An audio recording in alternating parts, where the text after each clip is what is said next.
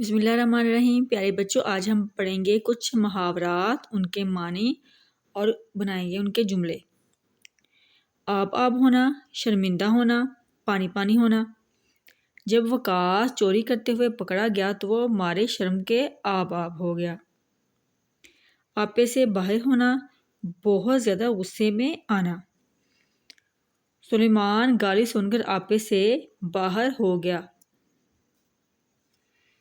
آٹے میں نمک ہونا، آٹے میں نمک کے برابر۔